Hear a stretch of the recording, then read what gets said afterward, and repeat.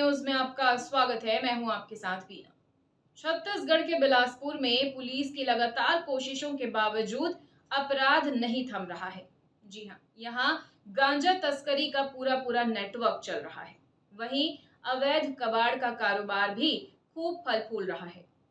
Police प्रशासन की ऐसी कौन सी कमी है जो अपराधियों पर नकेल कसने में नाकाम साबित हो रही है? आइए आपको दिखाते हैं हमारी इस रिपोर्ट में। बिलासपुर में पुलिस अधीक्षक के मार्गदर्शन में अपराधियों पर नकेल कसने की लगातार कोशिशें जारी है, लेकिन निचले स्तर पर व्याप्त कमियों के चलते असामाजिक तत्व सुधरने का नाम नहीं ले रहे हैं। शहर में अवैध गतिविधियां अपने पैर पसार चुकी है, जिसमें चोरी के कबाड़ और गांजा जैसे मादक पदार्थों की तस्करी प्रमुख है। हालिया पुलिस कार्रवाइयों में कई जगहों पर छापेमारी कर बड़ी मात्रा में अवैध कबाड़ और नशे के सामान की बरामदगी ने अपराध की गहरी जड़ों को उजागर किया है। कबाड़ कारोबार की जांच के दौरान संतोष रजक, सूरज पटेल, असगर खान और संतोष सोनी जैसे व्यापारियों के पास से भारी मात्रा में अवैध कबाड़ बरामद हुआ है।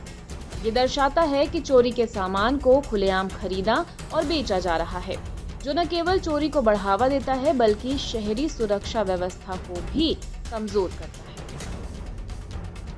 पुलिस के द्वारा बार बार कार्रवाई के बावजूद इन कारोबारियों का न सुधरना इस बात का संकेत है कि या तो सजा का डर नहीं है या फिर कानून प्रक्रिया ही बेहद धीमी चल रही है। गांजा तस्करी के मामले और भी चिंताजनक है। 70 वर्षीय ईश्वर बरेठ और महिला कांति पांडे जैसे लोगों की संलिप्तता ये बताती है कि नशे का व्यापार अब किसी वर्ग या उम्र तक सीमित नहीं रहा। मोपका थाना क्षेत्र से पकड़े गए महेंद्र वर्मा और जीतन वर्मा के माध्यम से कृष्ण उर्फ हल्की शिकारी पवार का नाम सामने आना जिले में एक सक्रिय मादक पदार्थ आपूर्ति श्रृंखला की पुष्टि करता है। यानी कि बिलासपुर में एक पूरी चेन बनाकर नशे का सामान खुलेआम बेचा जा रहा है। पुलिस की कार्रवाई सराहनीय है, जिसमें आरोपियों को गिरफ्तार कर न्यायिक रिमांड पर भेजा गया है। ये अपराधियों के लिए एक कड़ी चेतावनी है।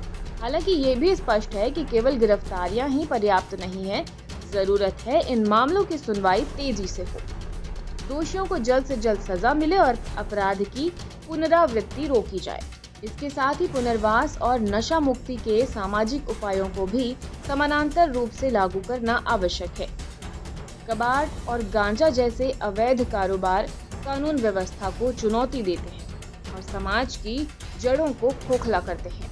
पुलिस की सक्रियता एक सकारात्मक संकेत है, लेकिन अब समाज, न्याय व्यवस्था और शासन को मिलकर एक दीर्घकालिक रणनीति बनानी होगी ताकि अपराधियों को अपराध से लाभ मिलने की उम्मीद खत्म हो सके। सख्त कानून, तेज न्याय और सामाजिक सहयोग की इस लड़ाई को निर्णायक दिशा में ले जा सकते हैं। और फिलहाल खबरों में इतना ही। अपडेटेड रहने के लिए हमारे चैनल को सब्सक्राइब कर लीजिए। नई खबरों के नोटिफिकेशन के लिए बेल आइकन जरूर दबाइए। नमस्कार।